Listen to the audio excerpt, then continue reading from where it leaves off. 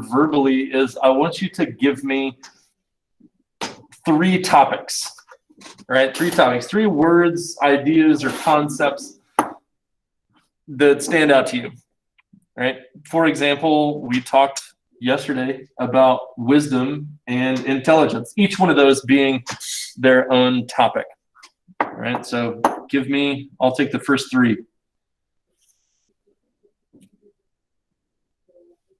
Who's it going to be?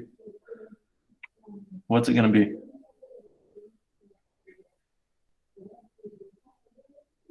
Wisdom. Nice. Thank you. Easy choice. Good choice. Ooh, manipulation. I like that. Good job, Jose. L. Manipulation. And one more. Next one gets it. Expectation. Say that again. Expectation. All right. We got it. Okay. So the reason why I'm asking you for topics is that these are experiences that all of us have, right? Like we all through our lives gain wisdom from experience. Some of those experiences happen as a result of manipulation in relationships or manipulation at the hands of marketing that's cleverly done. And then expectation, those that we have for ourselves and those that we have for other people and those that other people have for us. The goal here is for us to imagine in what ways the cave, the allegory of the cave, can be symbolic for each one of these topics. All right? And so that's what we're going to do. All right. So the elements of the cave must all be symbolic. They must all represent something larger than themselves. And they all must work cohesively together in order to make sense, right? So for example, if you think if the fire represents truth, but the whole cave doesn't have anything to do with truth, or is not symbolic in a way that requires truth, then the allegory and that particular interpretation is going to fall flat. All right. So let's think about wisdom. All right. So first of all, where we want to start with the people who are shackled and imprisoned in the cave. Right. It's easiest to imagine those people as being unwise, right? Of not having wisdom, right? So that then the cave becomes the process by which wisdom is gained. All right. So if people are shackled and they are ignorant, right? They don't have, particular wisdom related to, I don't know, it could be related to relationships. It could be related to parenthood. It could be related to school, or, it can depend on what it is the interpretation needs to connect to, right? So in this case, we've got people who are shackled in a cave of foolishness, right? I'm just using foolishness as kind of like the opposite or the contradictory idea to the thought of wisdom, right? If the people who are shackled don't have wisdom, what is it that they're looking at? What do the shadows represent if the people chained in the cave are foolish? What might the shadows represent?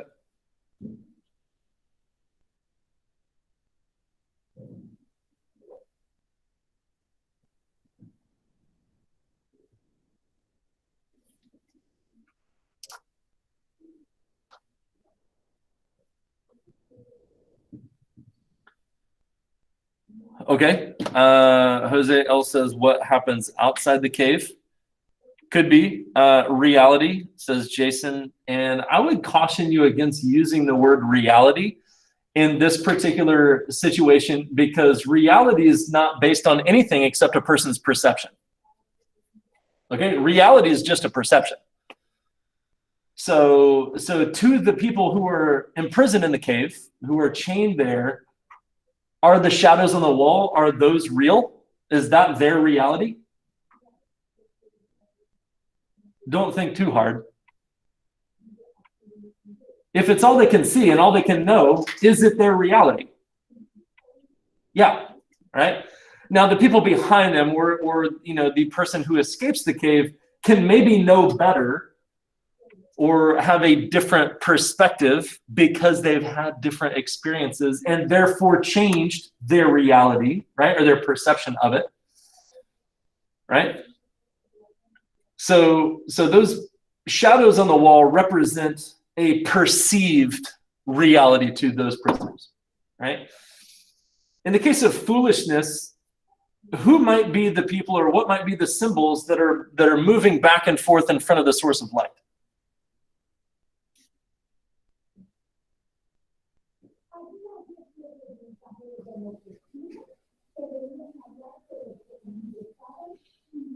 Right? You could probably say here that, well, that's reality, right?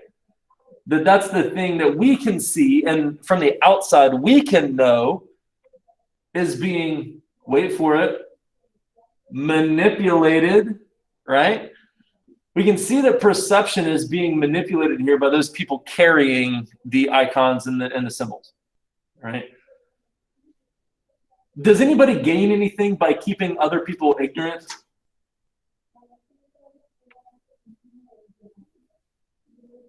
No? You don't think so? You don't think people can use the ignorance of others to their own advantage?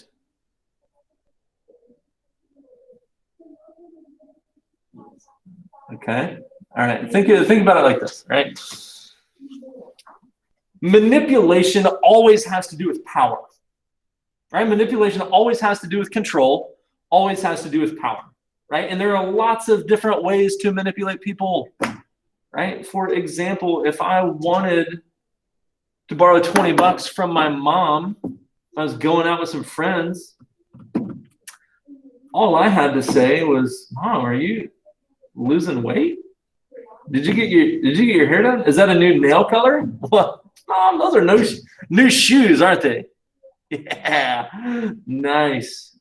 Oh, you look really good, Mom. You're doing well." And 30 minutes later, I come back and I say, "Hey, I'm going to go out with some friends tonight. Can I borrow $20? "Oh, yeah." Yes, absolutely. I'm not saying it's right. I'm saying that I knew how to control and manipulate my mother emotionally, right? Some of you know how to do that. You can probably think of a single sentence that's going to make your mother's day or that's going to piss her off for the next week. In a single sentence, you've got the control and you have the power to impact a person's day or impact a person's foreseeable future, right? Manipulation is always about control. In many ways, we as humans, we've got a large degree of self-interest and we're invested in self-preservation, right? We want to protect ourselves. We want what's best for us. We might want what's best for other people that we love and that we're close to. And given a particular situation in which we feel we need to have control over the outcome and over the advantages or benefits or even disadvantages that the situation might hold, we can think very quickly about what types of words and what types of sentences to use to push the right buttons, right? If you, like me, grew up with a sibling, you also know which buttons not to push, right? Or which buttons to push to get the desired response, right? Like if I wanted to make my brother really mad and just watch his reaction, because that's the type of kid I was, I like to push buttons just to see what happened, right? If I wanted to make my brother angry, I knew how to do it very quickly, and I knew how to do it in a way that I wouldn't get in trouble with my mom, right?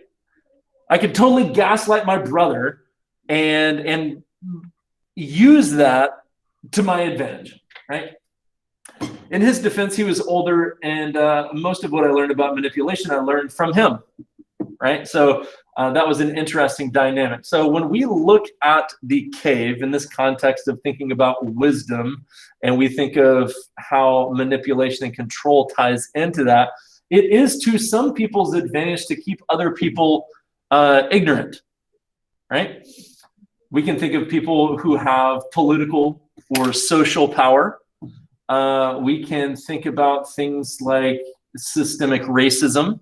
We can think about things like how chattel slavery and the enslavement of Black Americans and Africans who were stolen and brought here. We can also see in our society how the structures that are created legally are only upheld well if we can maintain someone's false perceptions of reality. They're much easier to control. Why do you think reading was banned for enslaved persons, right? Like reading is one of the greatest ways to liberation, right? And it reminds me of something that Harriet Tubman, you know, the engineer of the Underground Railroad, said was that she could have freed hundreds more slaves if only they had known they were slaves. Right? Some people don't want to be liberated. Once you can't go back, once you can't unknow, there becomes a responsibility that we have to the knowledge and the wisdom that we gain, right? What is knowledge gained? What is wisdom gained if it's not shared?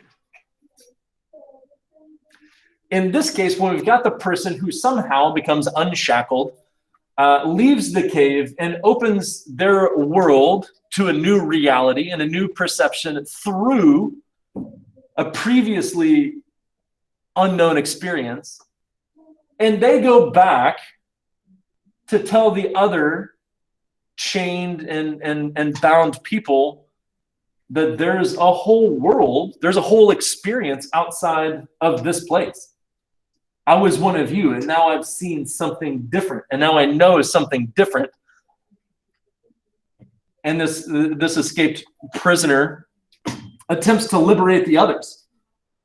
But they think he's so crazy that there's no way that there's another reality. Right? They think that they are still entrenched in the belief that the shadows in front of them are not only their reality, but also the reality of others, right? That's one of the ways in which human relationships are difficult, right? Is that we, in order to connect with other people, we have to have some sort of relevant, connected, bonding experience, right? Have something in common, right? Have a common interest, have a common, honestly, have a common hatred, right? Have something in common that we can use to connect to people, especially people who are different from us. In that way, it's revealed to us their humanity. And once we understand people who are different from us as having the same humanity that we do, it becomes much less easy to mistreat them. It becomes much less easy to hurt them. It becomes much less easy to manipulate and control them, because we know that they're people like us who have feelings like us. And therefore, we can imagine them, if we hurt them, we can imagine what it is also like to be hurt. And that changes our ability to interact with people. And that's why, over the course of history, over the history of Homo sapiens, that power and control have led to things like genocide and have led to things like oppression, right? Because if we don't care enough to connect with the humanity of others, then we don't have to treat them like they're human. We can ignore the cries of their children when their children are stripped from their arms. We can ignore the pain that they suffer at the hands of oppressive and tyrannical governments. We can ignore and look away from much more easily from violence committed against them if we can reduce their humanity. In the same way, the allegory of the cave allows us to see the places where we're ignorant. As a functional tool of interpretation and analysis, the allegory of the cave is one of the best ways to think about your life, right? So you can apply this to wisdom. I even 2-for-1 worked in manipulation to the one about wisdom. See, even that can happen. Like, a lot of these are connected, right? They're relevant to each other. They're combined.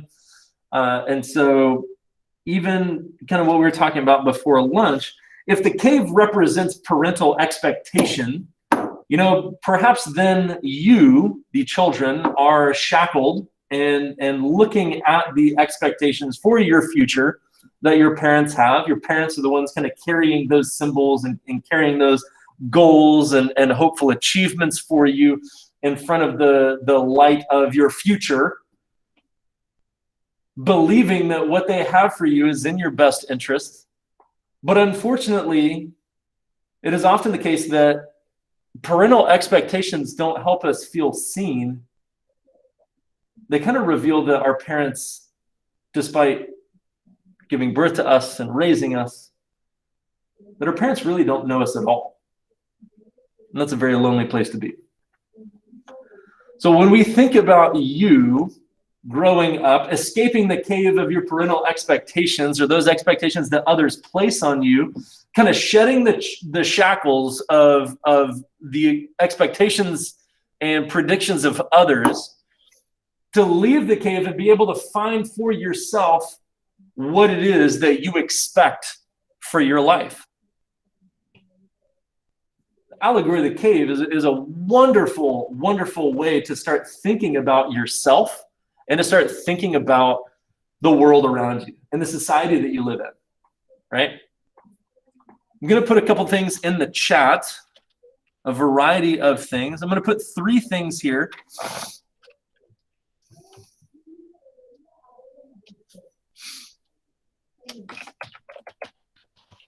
The first is adulthood.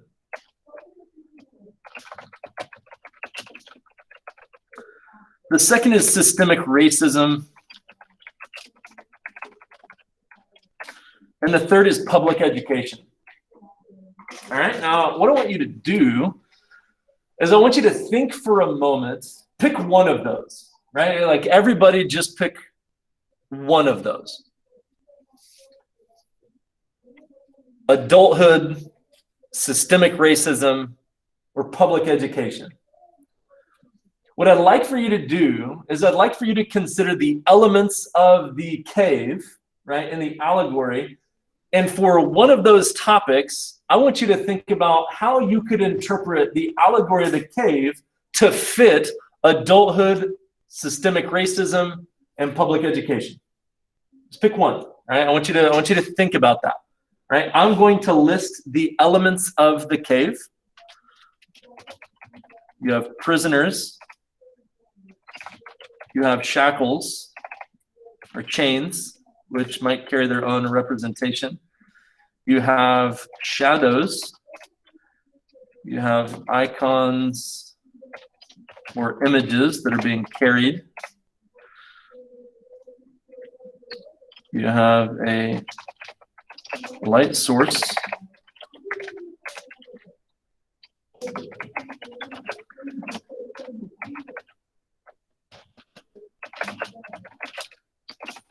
You have an escaped prisoner with a new experience. All right. So that if you choose adulthood, how might you take these elements of the cave and apply it to that topic?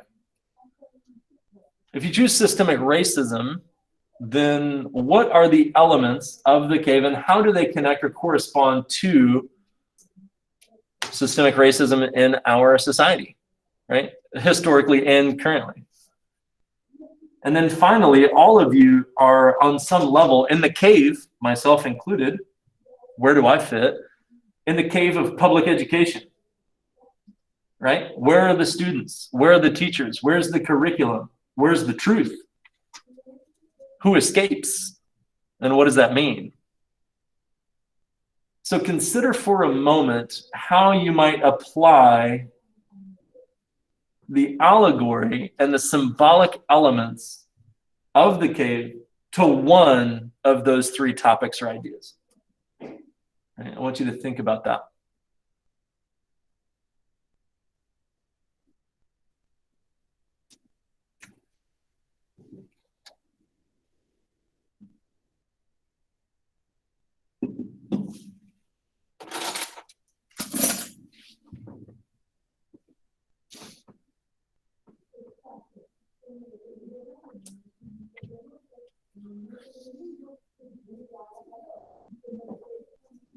All right, when someone thinks that they have even like a partial interpretation, let me know.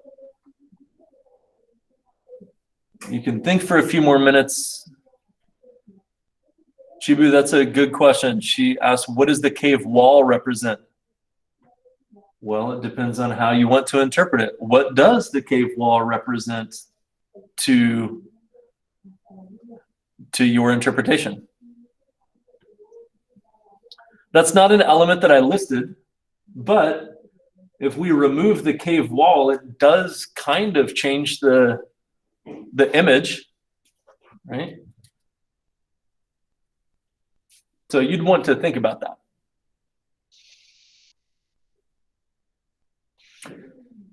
In the picture, you can also see that there's a wall separating the people carrying the icons and the symbols, the whatever those items are that are casting shadows. There's a wall that separates those people from the prisoners, from those who are imprisoned in the cave, right? And that wall might represent something that divides people who know from people who don't, right?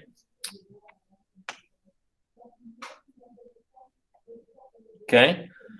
Go further with that, Jason. Jason says, teachers represent the people walking, teaching what they've been instructed, and the curriculum represents the shadows. You're missing a few elements, so I want you to think about that. In public education, and education as you and I know it, what are the other elements? What are the other pieces to that interpretation? That's very good. That's very good. What else can help complete the picture for us?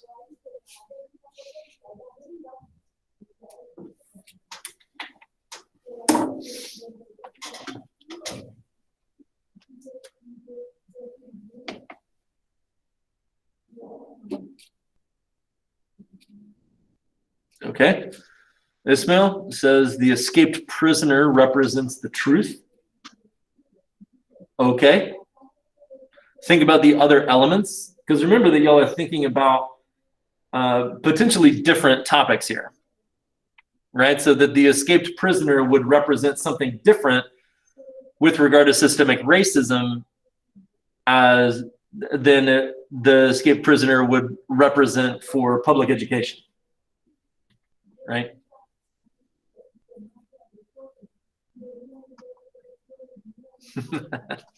Yeah, prisoners represent the students. Yeah, okay. All right, icons are lifestyle norms. Okay. Shackles are the law forcing us to take these classes without choice. Yes. Yeah, then the counselors have to be in there somewhere, right? Students are the shackled ones, and the escaped prisoner are people like you. Oh, thank you. Who has followed the pathway that has been put in place, and now you have another view on the whole system. Interesting. All right. So I didn't choose politics for a reason, but you could definitely, I mean, probably to a very scary degree, apply the allegory of the cave to our kind of political atmosphere, and you know, presidential candidates, voters, voter suppression tactics, fake news, you know, whatever elements you think could influence our perception of the cave as an allegory for politics.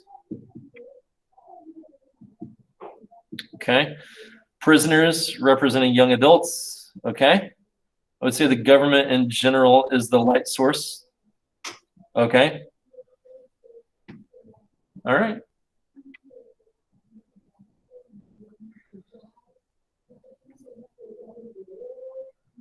The point here is not to find something that works perfectly, right, in each one of these elements. The goal here is to understand this particular image and this particular text, which I still highly recommend that you read for more detail.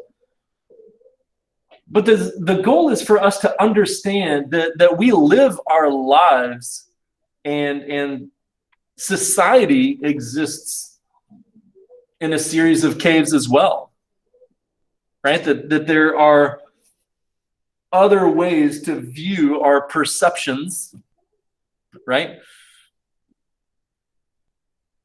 There are many interpretations that you can have here, and that's the wonderful, wonderful thing about this, is how flexible it is for you to take it and you to apply it to a much broader idea, right? On a much broader scale, those things that you've got to experience. And the other cool thing about it is that you can scale it down to a family. Who in your family represents the shadows? Who in your family is like the source of light? Who in your family has been able to leave the cave? Right? So this is both subjective and objective.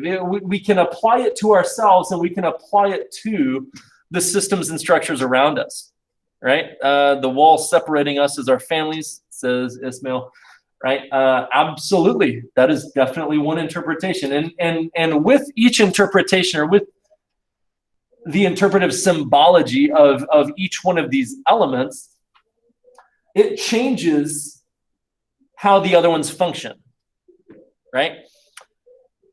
Genesis states, the prisoners who escaped are those who decided to take their own paths in life despite what the education system has told them. Absolutely. It is a huge myth and it's economic, it's classist, it's the idea that college is the logical and expected next step after high school.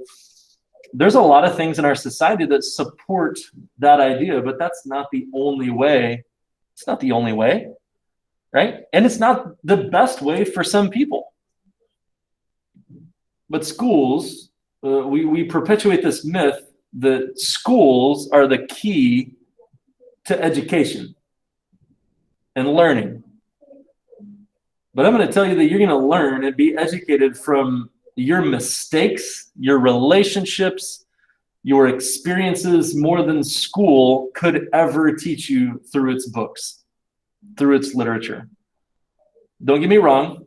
I'm in that system as well, and I acknowledge it. But I want you to realize that you have to define for yourself what are the boundaries and the limits of how long you're willing to stay in the cave, right? Think about it like this. The person who escaped had to get to a point where staying in the cave was more harmful than escaping it. Is everybody with me? Otherwise, they would have stayed. They would have stayed in the cave. But it got to the point where stasis, staying, not moving, the status quo, became more dangerous than the risk of leaving. You are going to be at that point in different places in your life. You might have been in that point already. At some point, the pain of staying in an abusive relationship outweighs the risk of leaving it. We haven't even talked about how this could be about toxic relationships, right? Where things like that kind of hit a little bit closer to home. Consider for a moment that only the people who escape from whatever cave we imagine, whatever cave we analyze or interpret, either for ourselves or for society, keep in mind that people are going to remain shackled until they decide that they've suffered enough. People are, I'm going to say that again. People, you as a human person, you are going to stay in situations that might be negative and bad, or might have kind of a monopoly on your perception. You're going to stay in those places in your life until you decide that the risk of leaving now outweighs the cost of staying. Everything's going to cost you something. You'll pay for everything.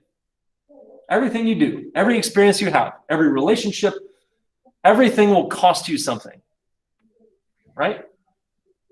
In this case, what's the price of freedom for the person who escapes? Whatever it is that they're escaping. What's the price of liberation?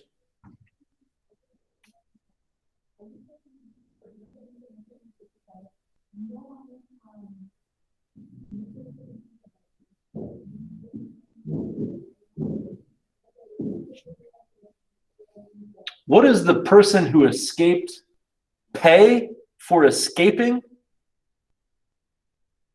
And what do they gain by escaping?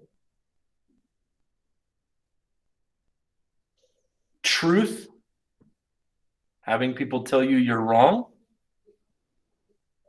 Yeah, especially if those are people that you're in a relationship with, or people who love you and people whose opinions you admire, respect, and want. To disappoint someone that you love is a really painful thing. To disappoint your parents because you have different expectations for your future than they do, if you have to cross that bridge, that's going to be a painful bridge to cross. That will be tough. I have had to do that. Right? And many of you probably already have too. Right? There's not a way for you to live your life and not disappoint other people. You can't do it. You can't do it. You can't live your life in a way that doesn't create pain for other people that you care about, and doesn't disappoint them occasionally or often. You can't do it.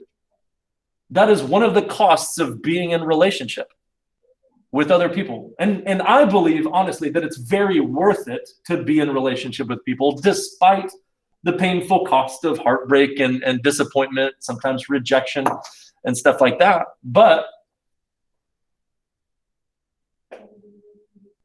imagine how the allegory of the cave is really about a relationship, and someone needs to leave it to understand better who they are and what they want for their lives. Sometimes you've got to leave people behind. The price for chasing your dreams might be relationships that are irreparable. So you've got to decide, are your dreams worth it? And nobody can make that choice but you. Just remember that once you know, you can't unknow.